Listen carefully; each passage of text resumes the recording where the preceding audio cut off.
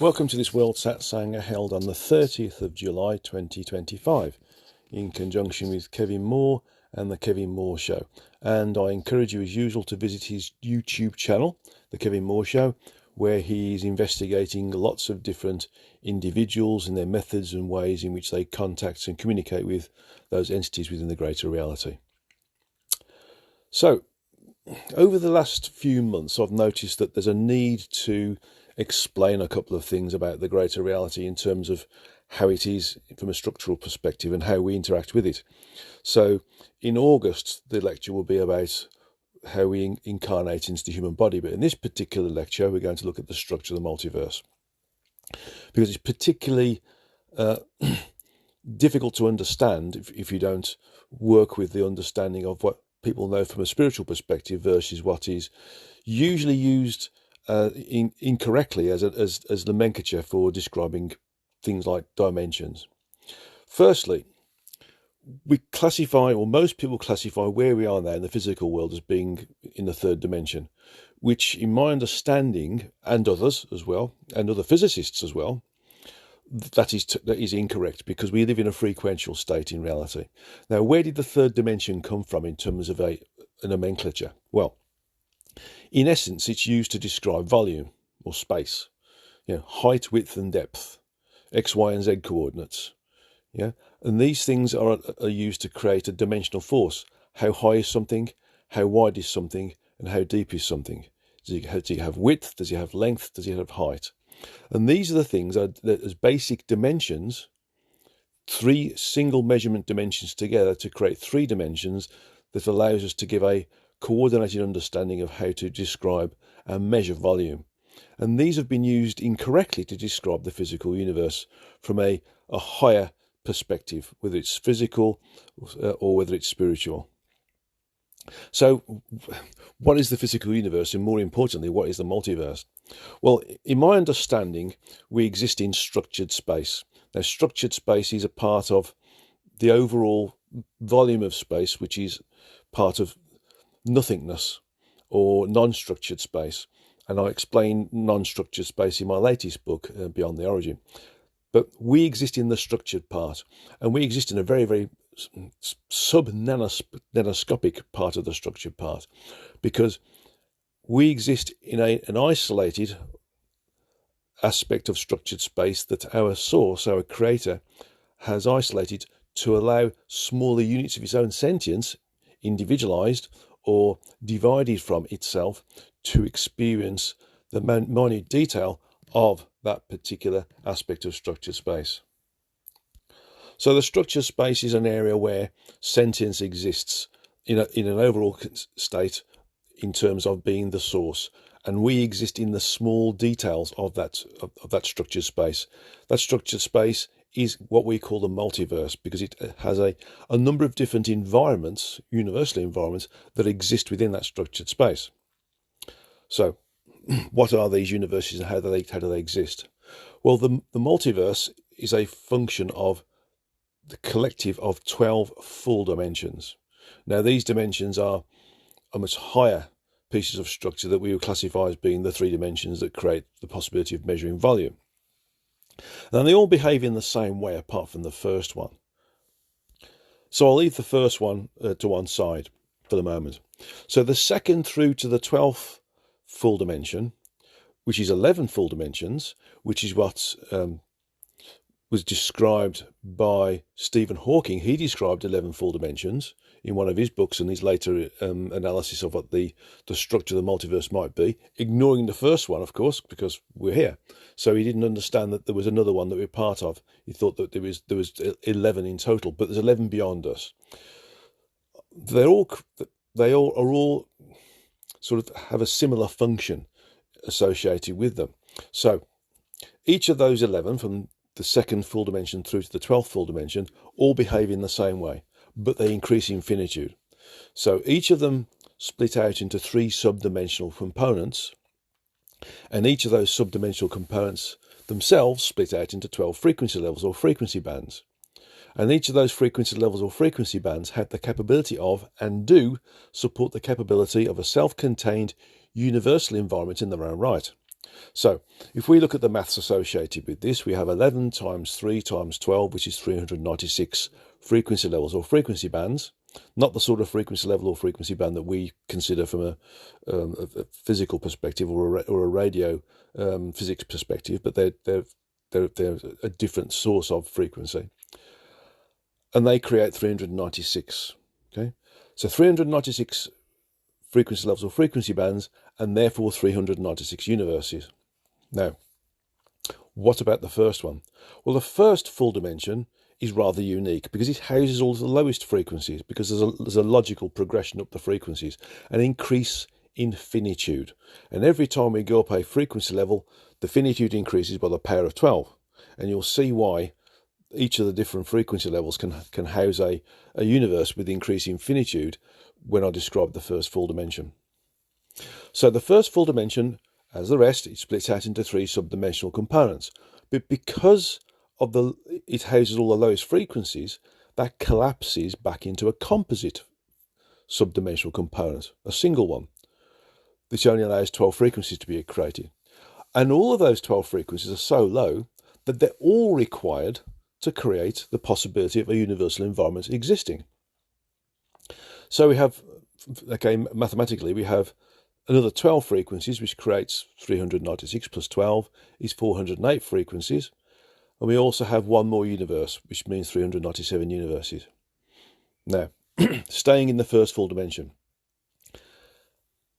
how do we go from needing 12 frequencies to create a universe when we go from the 12th frequency to the 13th frequency, and then we only need 1 frequency to create a universe? Well, the reason for that is because, in essence, there's a function of increasing finitude. So the first frequency of the first subdimensional component of the second full dimension increases in finitude by the power of 12, which gives us the power of 12 more than the collective number of 12 frequencies within the first full dimension that creates a universe.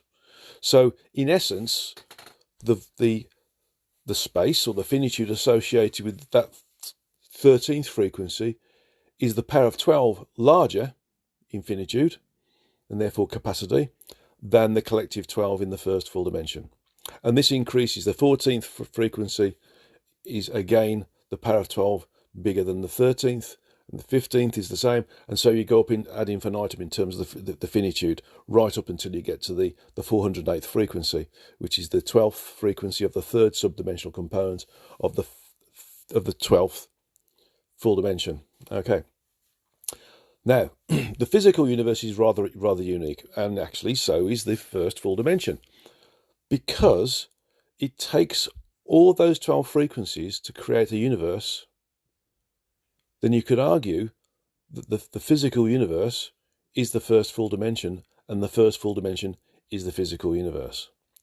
And so we get a state where we are, in essence, looking at the possibility of a whole environment occupying a single full dimension.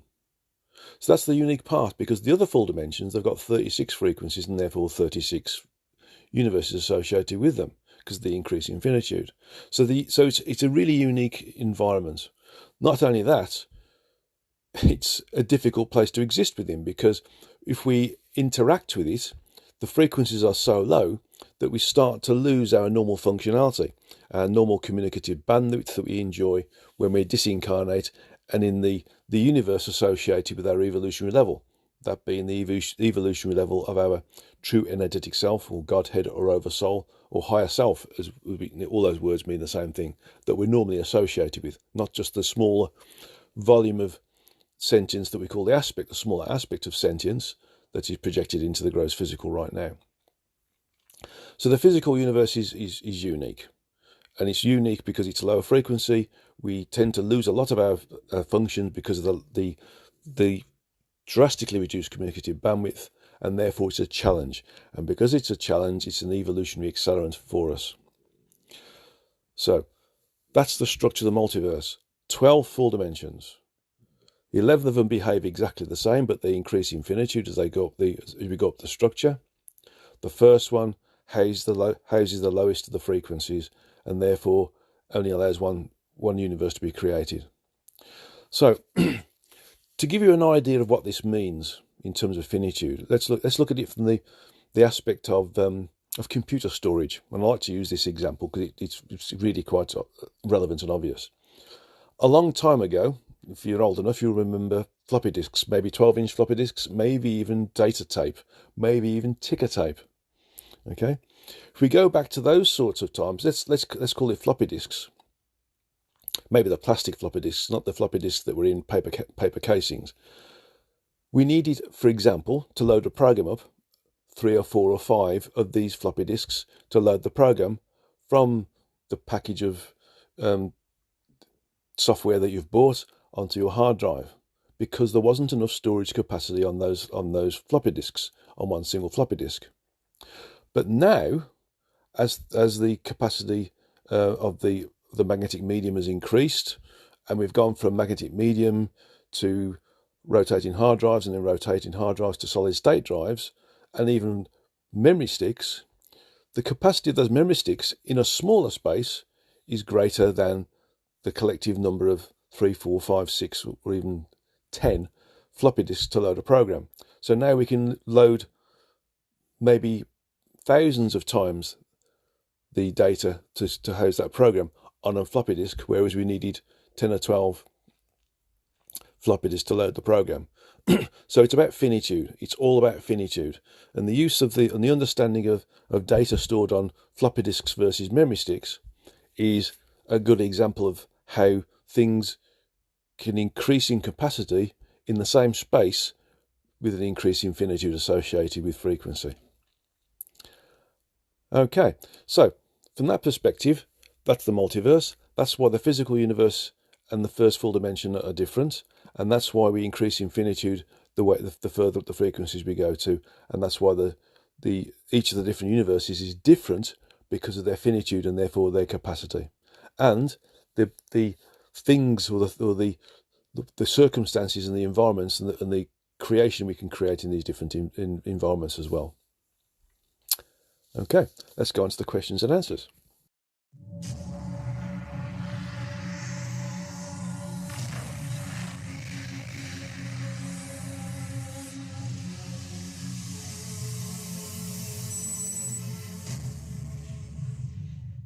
So I'll start with others first because there's an interesting set of questions.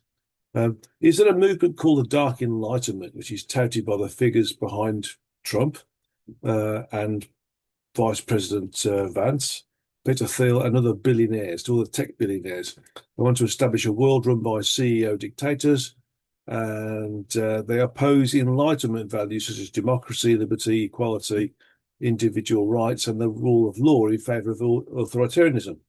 They say no voice, no free exit, meaning if you don't like it, you're free to leave the other society, which is a bit like saying it's my way or the highway.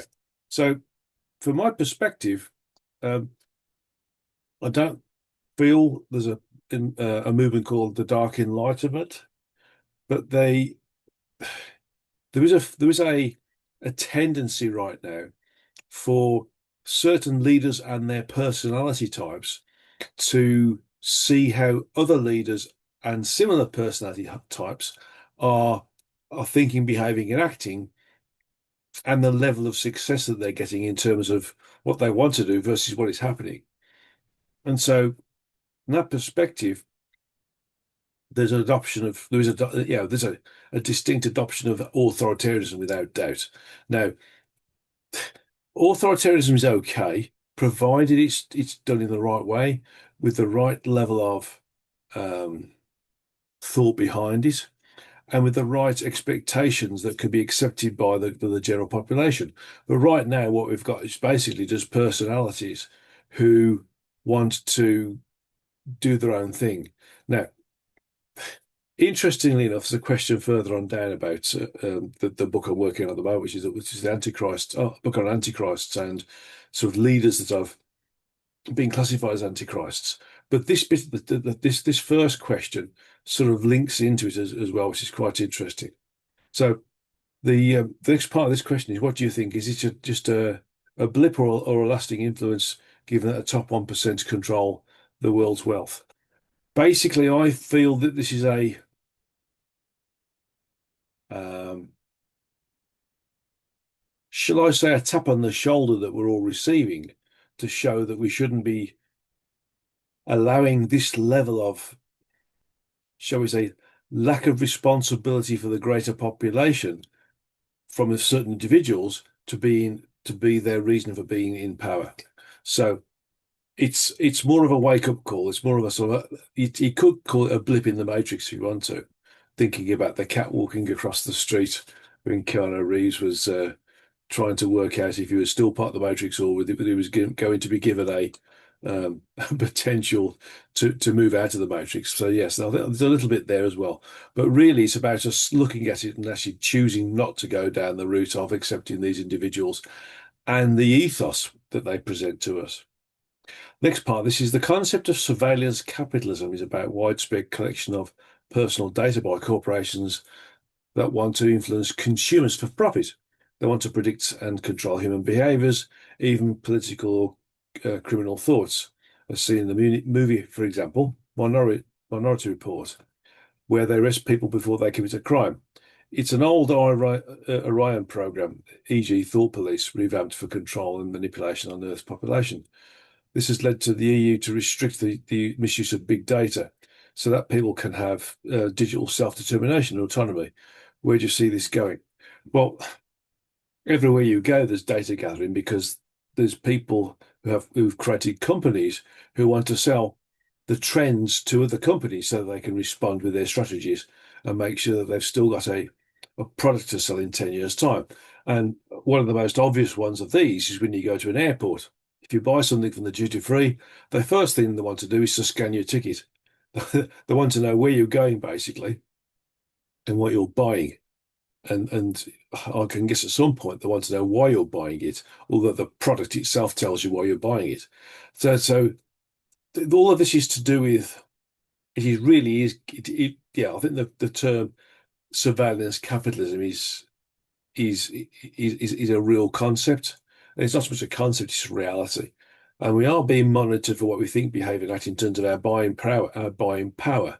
And it's being used specifically for, or may even be later be used for identifying individuals who may, through their buying power, be displaying certain thought processes and certain personality traits, which could be used as being evidence for these individuals being unstable in the minds of the government, which may be something which would allow those individuals and influence other individuals in going against the government, or it could be just a case of it is just it is just a strategy of understanding how people are buying, what the trends are. Because years ago I did an MBA and there was a presentation we had, and I can't remember who presented it now, but it was a famous American lecturer, and he said that he gave the top 10 companies in the world who were on the ball with their strategies and how they were keeping ahead of the game. And he just identified these companies and the CEOs and what they were doing and how they'd done it and how they made their companies be top of the game. Now, at that point, there was no social media, by the way. It didn't. This was all in the middle 1990s. And 10 years later, well, from the perspective of the presentation, but like 3 years for me and the other students in the program, the MBA program, were showing another video with the same person doing the same thing, but he was focusing on why this 10 had changed to almost another 10, and there was only one or two of the first group of 10 who were the top the top five or top 10 companies in the world, and why the other eight hadn't kept up with them. And basically, it's called strategic drift, where they, in effect, they think they're going in the right way, but they don't observe the buying trends and fashions of their customers, and so they dropped out of being in the top 10. In fact, I think one or two even dropped out of business. So it's the same. So in effect, it is an understanding and a very sort of, I'm going to call it in your face way that you are, what you're buying and why you're buying it and where you're going to when you buy it and the reasons for it. So it is surveillance capitalism, but it could be used in other ways later. That's the thing. And the last question in your Antichrist book, have you interviewed the souls or higher selves of living people, such as Netanyahu, Putin, Trump, Johnson, or others? They seem hell-bent on genocide and chaos sorcery. Have they stayed on the path or crossed the line of negative world leaders? Um, there is going to be a section on communicating with the souls and the higher selves of those who are classified as antichrists in today's world. That's going to happen. But the interesting thing is, with those individual souls that I've currently communicated with, there seems to be a common trend occurring. And that common trend is that they all have the idea of creating equality.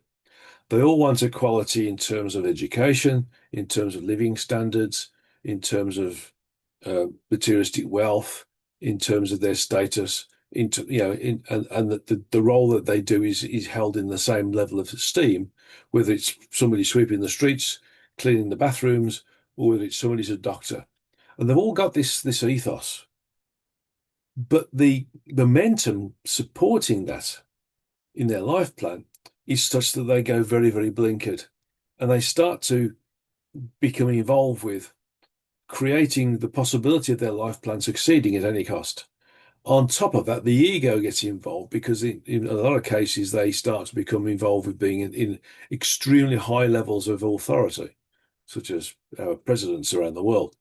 And that creates another level of, shall we say, addiction to being in authority and doing things because you can. And so, in essence, I'm not going to prejudge what will happen in maybe 12 months' time, when I'm going to get round to the potential to interviewing the true energetic selves or souls or aspects of those individuals who are today or in a year's time significant world leaders. But it does look like it might go that way, where they're all basically intoxicated with the need to fulfill their life plan at any cost, and they start to go down the route of becoming addicted to being in power as well. That's what seems to be happening. Right. So let me just get so I can get the. Oops, I've lost you all. Right, get the chat going. Let's see what's going on here. Right. Okay. So Dan has asked a question: could this be a theme to follow as our life unfolds, given the current global turbulence and our own journey? A powerful theme for our life could be navigating collective upheaval through individual alignment. It bridges the macro and the micro, how the chaos of the world reflects the challenges of the inner stability, and how our personal evolution contributes to the greater whole. Any comments? It's possible. It's possible. The thing is, we are influenced, without doubt, by the things that happen around us in a local environment and the circumstances surround those environments, and the greater environment. So the greater environment influences the local environment, which influences us. Because as we interact with other individuals, we get similar or same thought processes coming from individuals around us. So they either reflect our and augment our thoughts into subsequent behaviors and actions, or they don't, as the case may be, and we go against them. So it's quite possible that it's a form of reflection as to how we may interact with our environment and link in with certain traits or certain fashions or certain country-based expectations based upon how those individuals around us interact with us and how we think, behave, and act. So there's another part of this. Two, how can we view structural challenges, in brackets like those with our cottage, as metaphysical opportunities for growth and recalibration? We just see, the thing to do is to see things as a challenge. Everything we have that is not easy is a challenge and is a potential for growth. And if we can look at it in that way as saying, okay, this isn't the case of hard work or it's a real pain in the backside, for example. We've got to do it. Think of it as an opportunity to grow, that you're going to experience something that's a challenge, and that challenge gives you the potential to experience, learn, and evolve. And it could be something small, like building a fence or digging a garden or repairing a roof by putting a new slate or tile on the roof. But if you haven't done it before, or you haven't done it at this stage in your life, maybe it's a a potential for you to learn and expand your capabilities, whether they're physical or mental. Next part, is there guidance from the origin on transforming mundane tasks into sacred acts of service and oral honors? Well, I think I've just done that basically. But in essence, if we think about everything we are doing, we are not just experiencing ourselves and learning and evolving, but so is source, and therefore so is origin.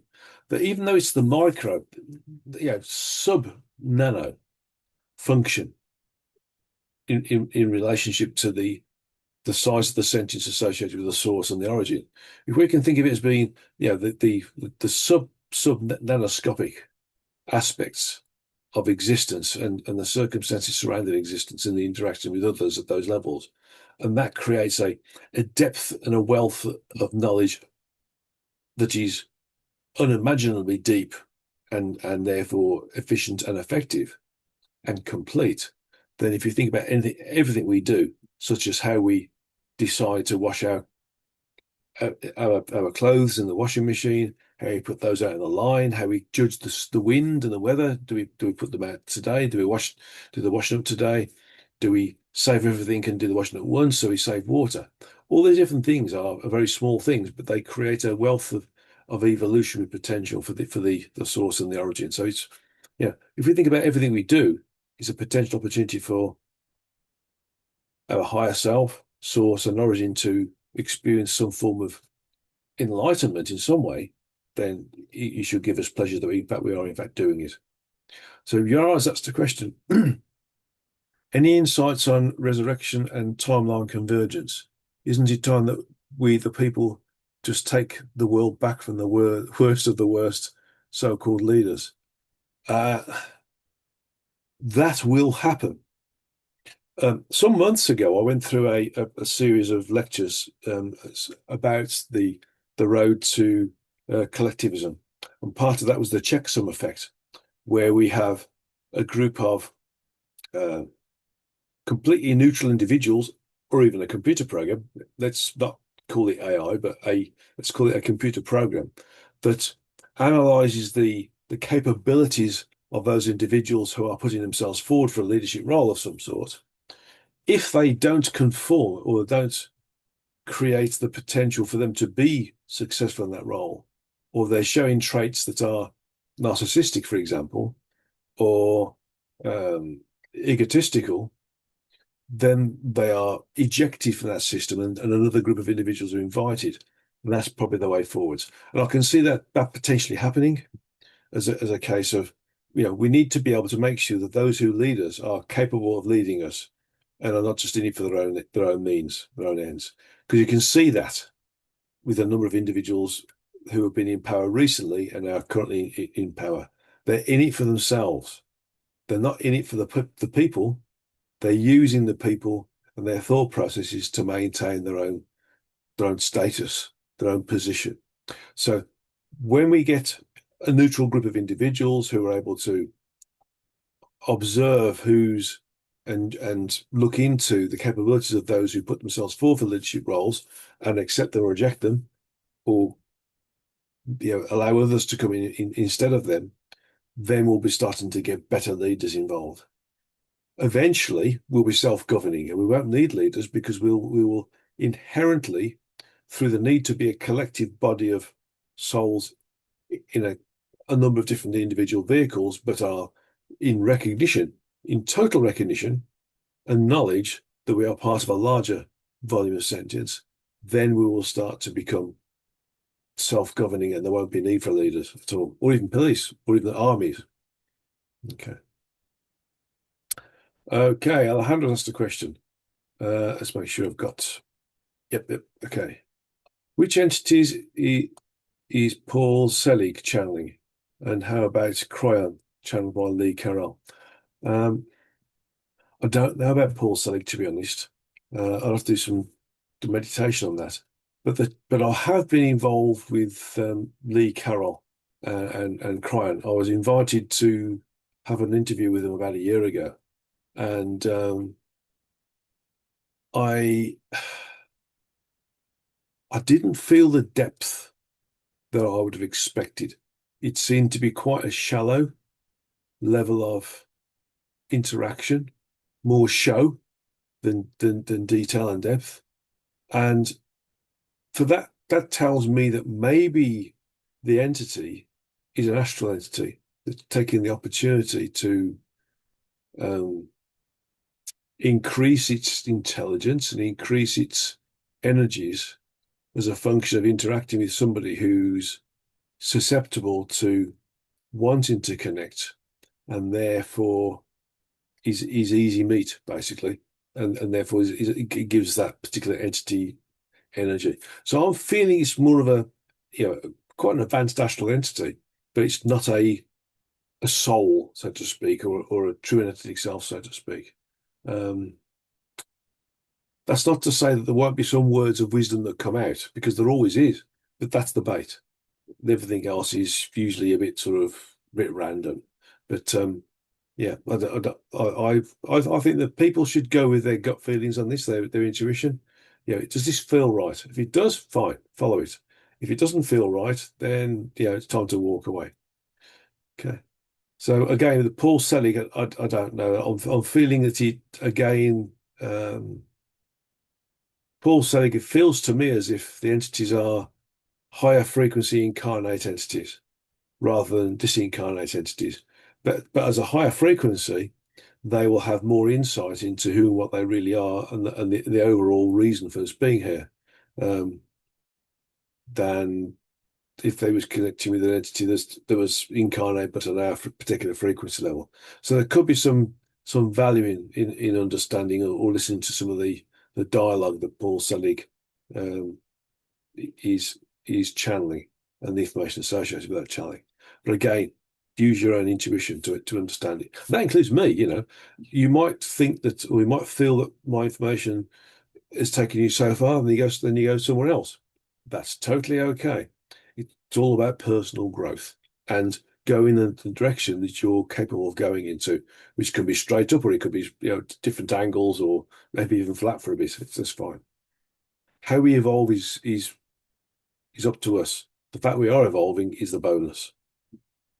Even if it's a small level of evolution, that's the bonus. Okay, next part. What could you say about Gautama the Buddha, the Buddha in terms of his soul? Walking or charged from a higher frequency entity, living in a highly advanced society? Is he coming back? The Buddha, well, actually, there's plenty of Buddhas because Buddha just means the enlightened one. There's lots of Buddhas all over Thailand and all over Burma and everywhere because lots of stupas that support that are created in, shall we say, recognition of a person who's reached enlightenment. But that particular entity was one of a number of ascended masters who had to struggle in their own way with how they interact with the attractions, should we say, or the potential addictions of being in the physical universe. And they overcame those attractions and those addictions and presented to the wider population a way in which they could achieve the same thing as them. So I feel that that particular entity, along with Jesus and the Muhammad and even Confucius, and there's a few others flying around as well, Saint Germain, they all had a way in which we could create a firm, robust, and effective and efficient method of communication with our true energetic self and the greater reality. The thing is that human beings got in the way, and that creates a distortion on the philosophies of how to get there, or the mechanics of how to get there.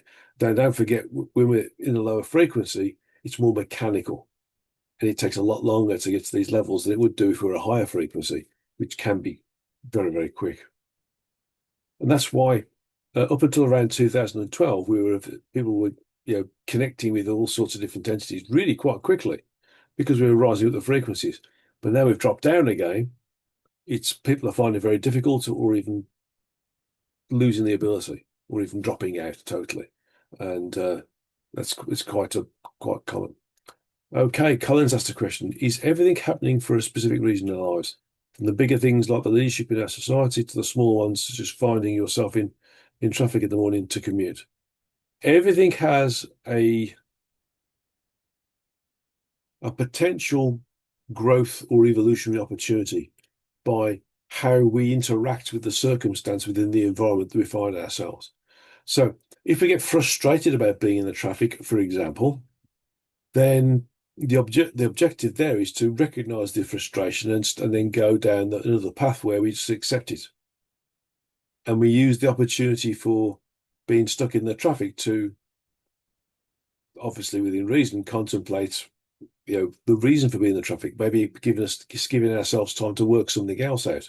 Because sometimes when we're stuck in traffic, we are stationary for a long time.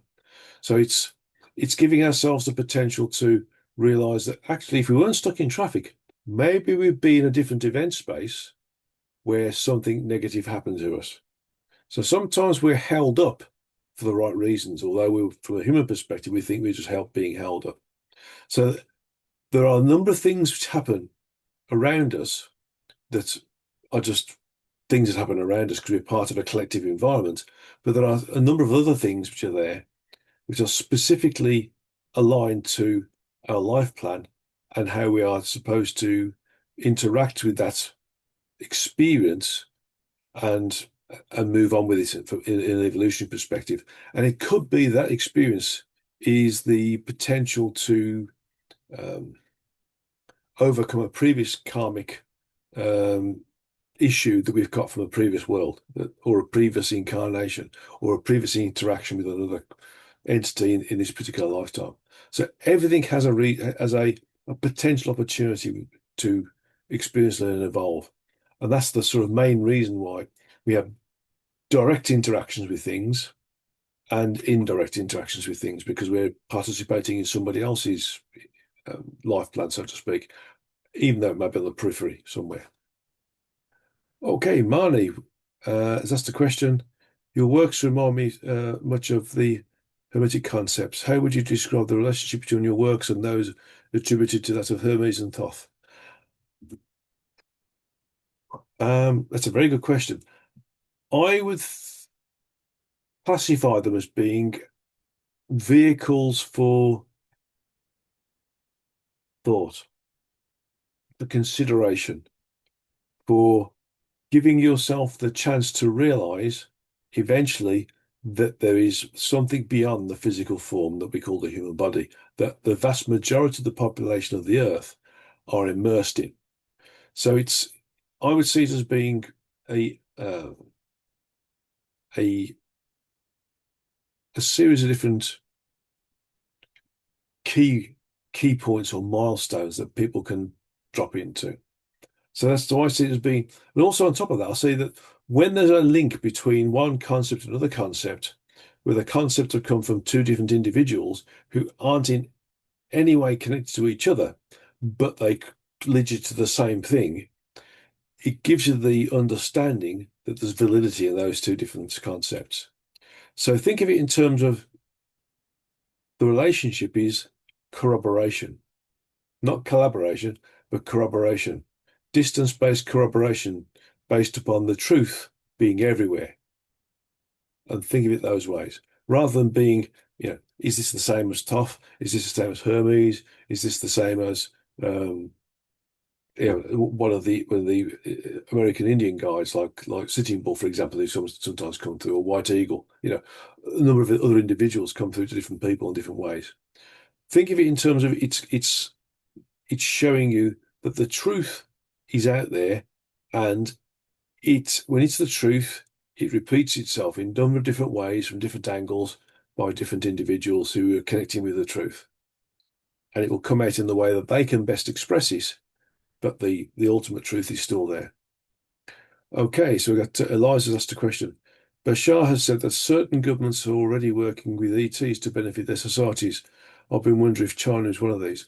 Um, Most of my understanding is that the technological improvements or the progresses that we've been having recently, which are significant in short spaces of time,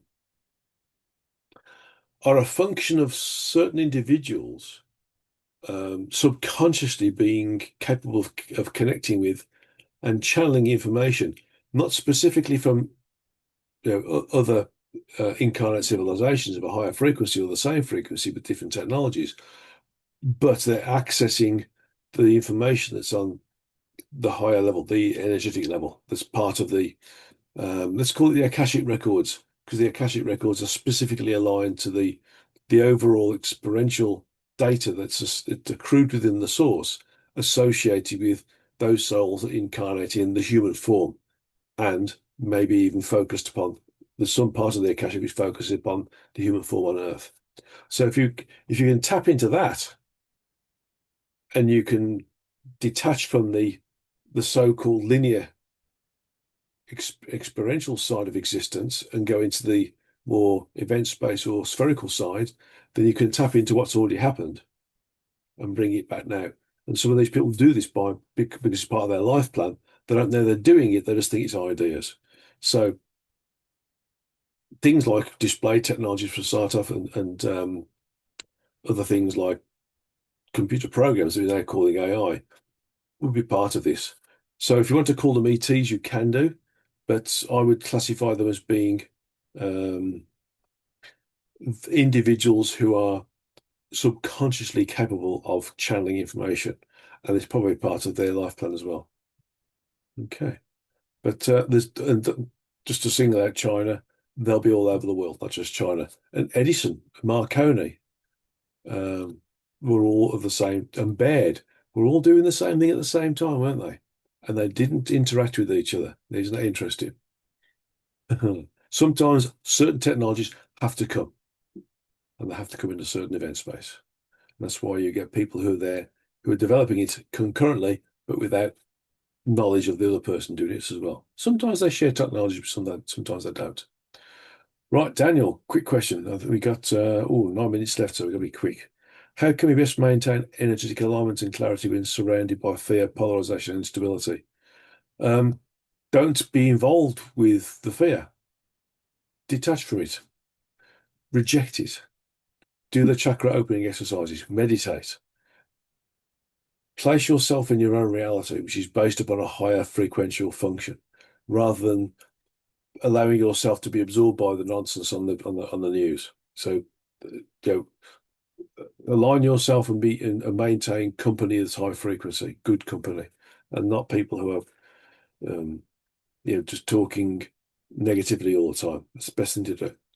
Next question: is there a metaphysical significance to the rise in climate-related and war-type anxiety and mental health? There's a thought process that some of it is an excuse. Certainly, we've seen that a lot of people use the word mental health issues for themselves as a way of removing their responsibility for achieving certain things, like being in work or finishing a job they've got to do. And it's a useful excuse at the moment. That's not deriding the fact that there are people with mental health problems, and we should help those people navigate through their incarnation. But there's an awful lot of what I would call backfill people who are using it as a good excuse not to finish that which they're responsible for, or not become citizens who are contributing towards society. Okay. Point four is a place full of holographic understanding where there's no question that is unanswered. Everything is appreciated, loved, and understood. It's a beautiful vision of unity and omniscience. How can we tap into this place? Meditate. Meditate, meditate, meditate. That is the answer. There's only 3 ways to move forwards. Meditate, meditate, meditate. Oh, and you can do the chakra opening exercise as well to help you with your meditation. That's the way forwards. But moreover, moreover, just detach from the vagaries of nonsense telecommunications you see around you and communications you might have from people who are trying to drag you into their conspiracy theories. Move away from it and meditate. Be your own person. Know your own reality. and detach from that which is chaos, and then you'll move much forwards, and you'll enter this nirvana, under your own steam. Okay, Eliza's got a question, and on the topic of China, we watch lots of their high fantasy dramas, and they seem to have a much longer memory of ancient times, e.g., 10,000 years ago. Is there something to this? Um, like everything, they have their legends, they have their myths, paramythia, as the Greeks call it. They draw upon that and they use it for their sort of fantasy based, kung fu based dramas, those sort of things. They tend to use it because it's their era of heroes, and the Greeks have an era of heroes as well. And of course, the gods, Zeus and Apollo, and all these different entities as well. So there is something to it because there's a collective memory there, but the level of accuracy of supporting it or the depth of knowledge would be shallow. But there is something to it without doubt. Others asked a question. Previously, you said Buddha is from source entity 11, like Jesus from source entity 4, Saint Germain from source entity 10, etc. They are the other source entities.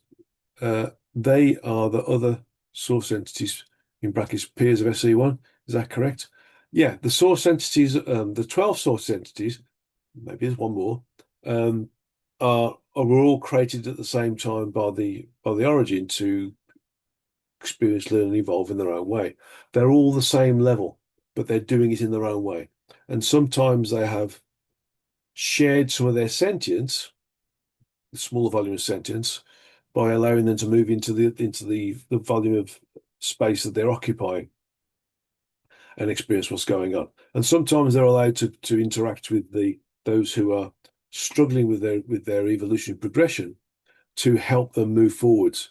So, for instance, if a particular entity or entities in one source entity, he has a way of allowing lower frequency entities or incarnate entities to accelerate their evolution, then that entity may persuade their source entity to persuade another source entity to allow them to interact in their environments, their level of structure, with the individualized volumes of sentience that they may have created, to allow them to, through the interaction with them and their knowledge, adopt a particular method of experience and learning, evolving, which allows them to accelerate their evolution.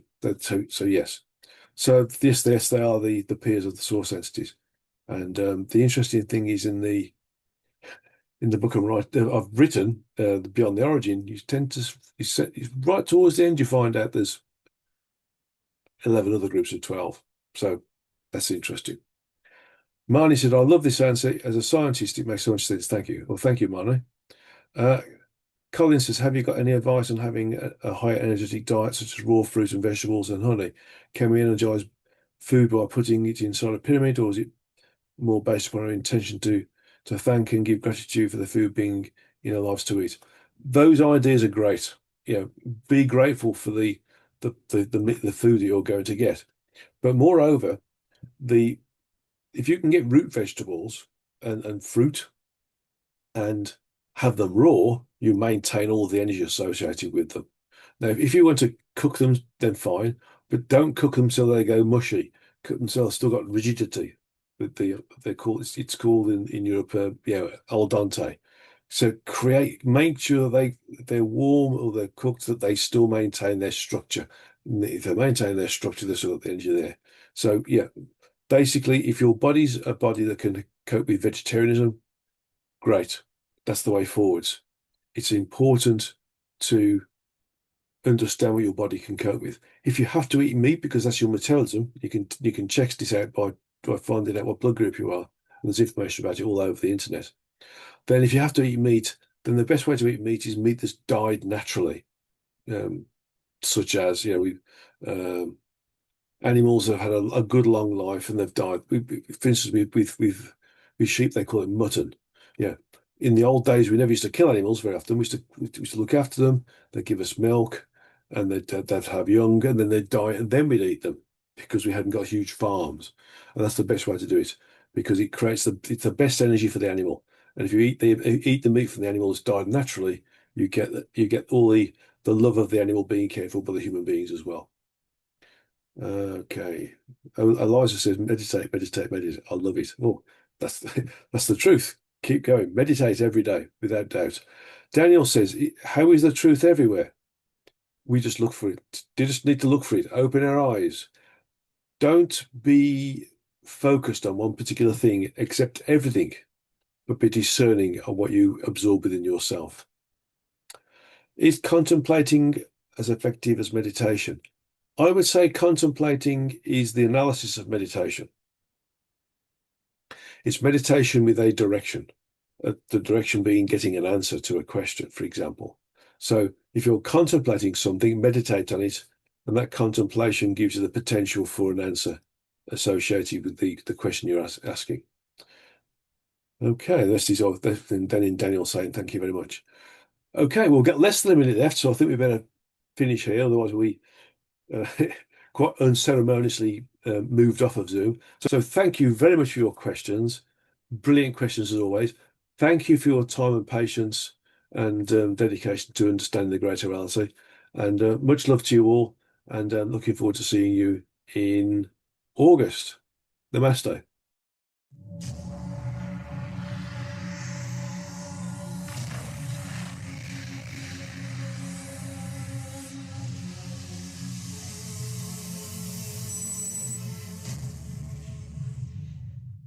What we're going to do is have a meditation on being expansive. Now, I've done this before, but we've talked about the structure of the multiverse, and I want us to really sort of feel the multiverse in a, or certainly the local universe associated with where we are right now, in a different way. And I'm going to draw upon an old method we've used a long time ago as a way in which we can become expansive and experience expansivity. So let's just sit in our straight back chair or sit cross-legged. Make sure that your back is straight and your neck is aligned with the back, and that your hands are palm uppermost on your upper thighs, and your eyes are closed but gently focused on the origin of the spiritual or third eye, which is in between the two eyebrows and above the bridge of the nose. Good. I want you to just be for the moment, okay? Just detach from anything that you've been doing a moment ago. So no thoughts about shopping, no thoughts about cleaning the house, no thoughts about having to make any meals, no thoughts about having to pick children up from school, no thoughts about worries or concerns about things you've got to do at work, no thoughts about where you're going tonight, who you're meeting, whether you're going to see friends or family, whether you're going to a club, or whether you're going out for a meal. Just forget everything for the moment, for the next few minutes, and just allow yourself to be. Empty mind.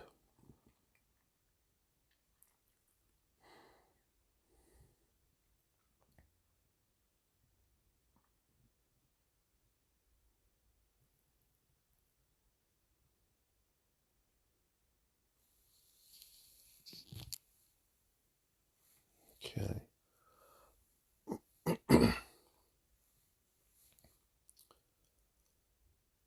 Now just focus on where you feel you are. Where you feel you are within your body. Where's your focus of your sentience? With most human beings, it tends to be in the head, because that's where the communicative junction between the core star and the physical form manifests in the brain. And of course, all the five senses are also in and around the head as well. Sight, smell, taste, touch on the skin, and hearing in the ears. So we tend to think that we are in the brain, but it's simply a junction box, a rather complicated junction box that allows the soul to animate the body on all 7 frequency levels associated with the human construct. Soul communicating through the core star, and then the brain on all those different 7 levels.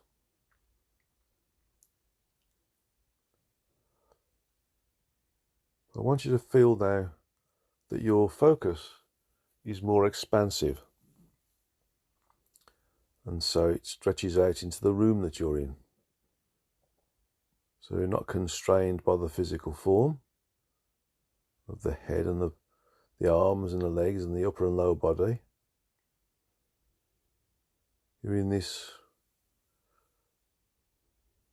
can be a cube shaped or a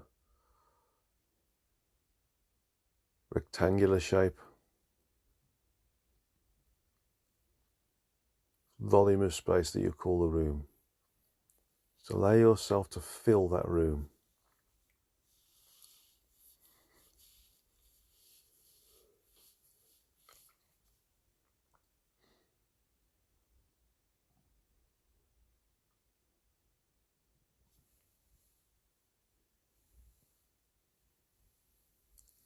Allow yourself to fill every corner.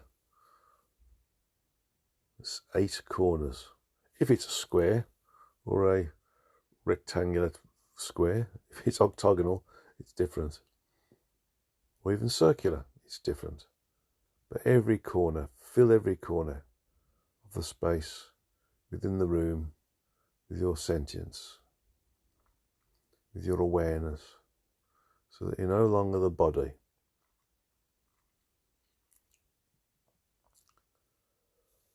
Now allow yourself to move out of the room and fill the whole of the house that room is in. Fill every nook and cranny, every cupboard, every wardrobe, every room that's in the house, every loft space, basement space, garage space, tubes, pipes, everywhere. Conduit, air ducts, everywhere within the house.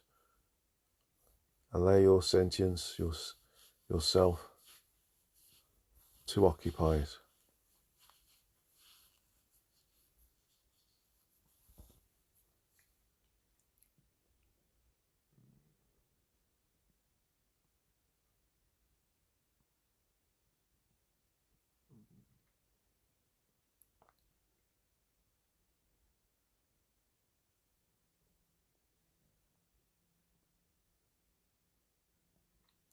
So you're not the body or the room, you're the house. Now move out of the house into the suburbs that you're in. So you're occupying the house and the garden and the road and the rest of the area that is the suburb that your house is within.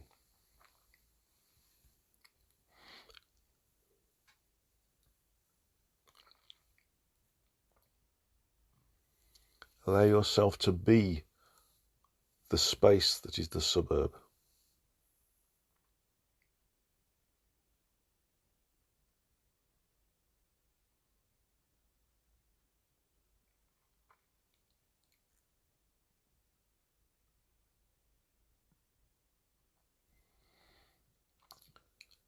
Expansive.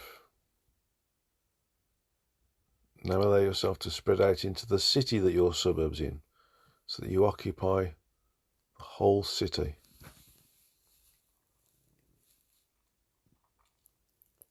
You are the city.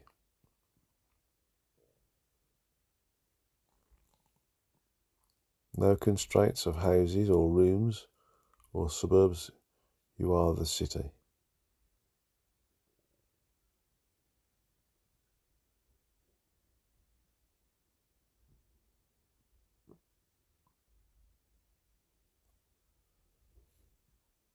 Now allow yourself to spread out to be the country that your city's in.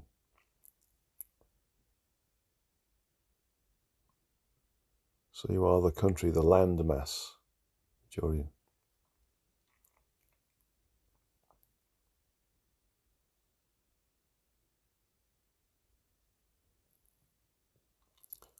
Once you've occupied the landmass, zoom out a bit further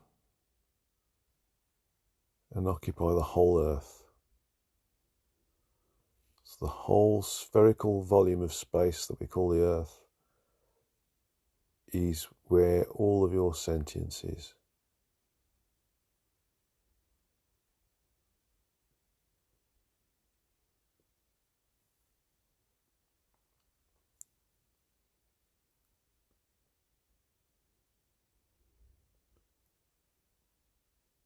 Now move beyond the Earth, expand into the solar system.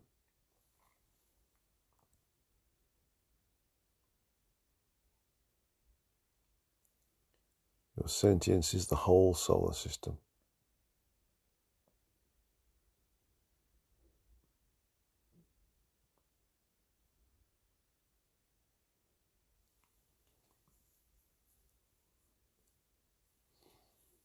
And now allow yourself to expand beyond the solar system and into the whole of the galaxy. You are the galaxy.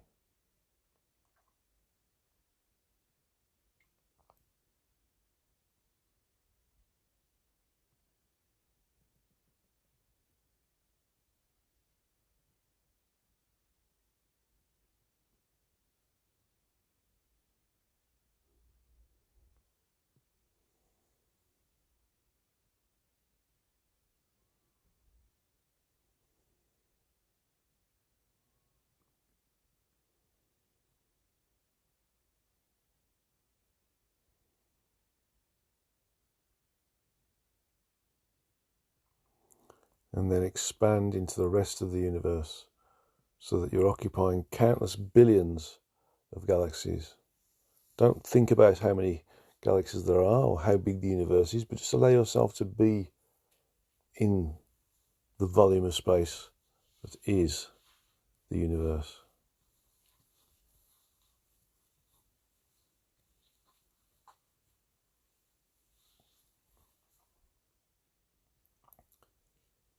So that you'll know the universe.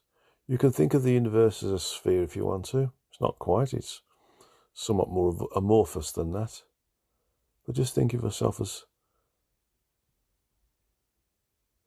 engulfing or pervading all of the space that is classified as the physical universe.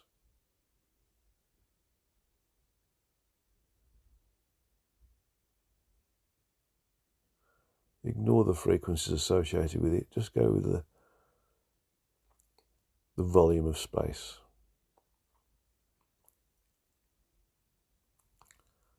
So you are the universe.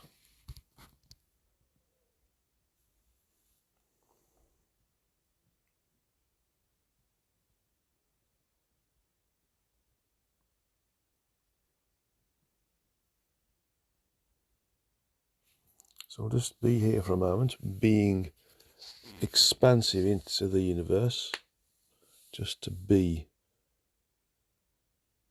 as the universe.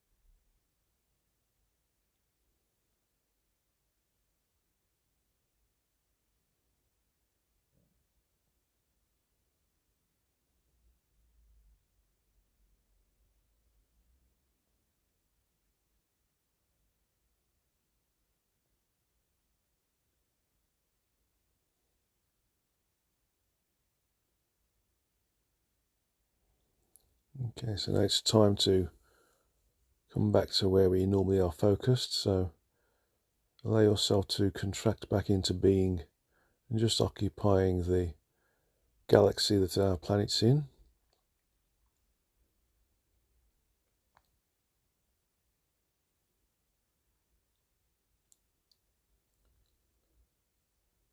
And now focus on being and occupying the system that our planet is part of, the solar system.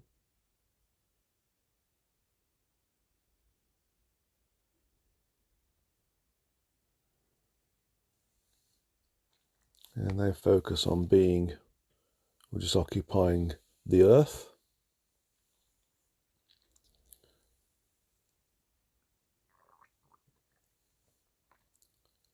Now contract and just occupying the land mass that your country's in.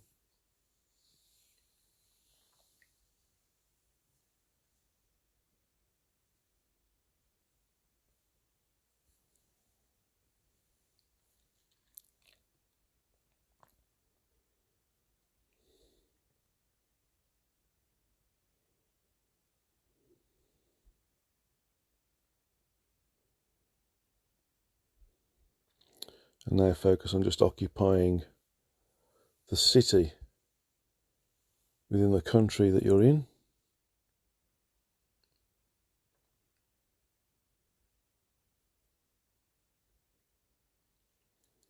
And now focus on being in the suburb within the city.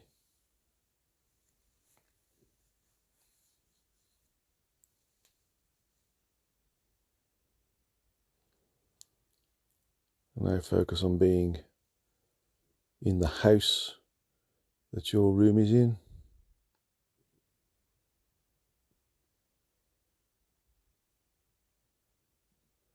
And now contract to being and occupying just the room within your house.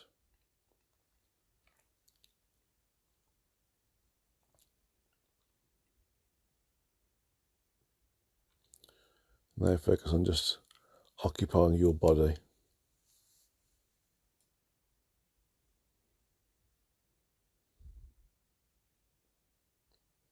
Allow your sentience to occupy all the arms and the hands and the fingers and the legs and feet and toes and the upper and lower body and the head. So you're fully integrated back again with your human form.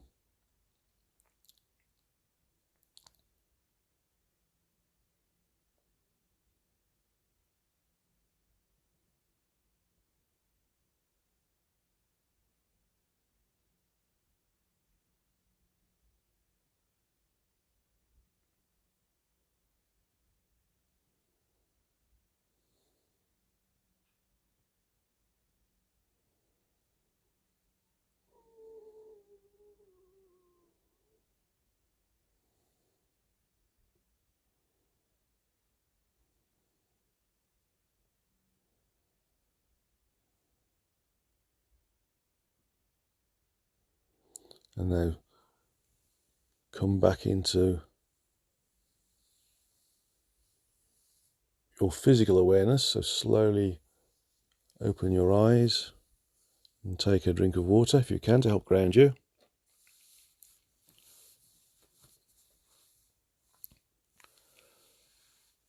And welcome back to being immersed in your incarnation. So thank you very much for participating in this meditation, and look forward to working with you in August's Satsanga. God's love to you all, and Namaste.